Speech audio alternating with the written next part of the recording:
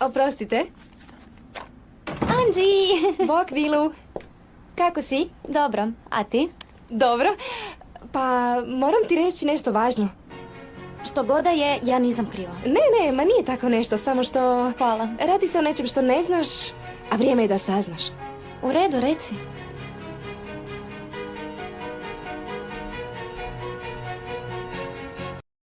Anđi! Što točno moram znati?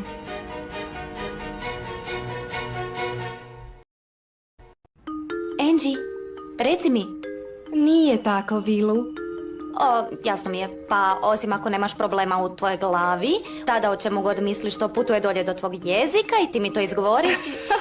Okej, jasno mi je. Daj, reci mi. Ali nemoj se ljutiti. Ljutiti se? Slušam. Da, Vilu, ti si... Ti si jedna obična varalica bez šminke, evo to si ti! Molim?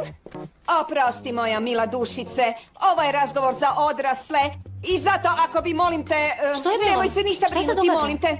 Vilu, možda bi trebala otići dolje na večeru sada. U redu, ja ću razgovarati s Jay, dobro? Tako je. Pričat ćemo kasnije. Moraš biti svjesna da kad se ljutiš, imaš jednu malu boricu ovdje.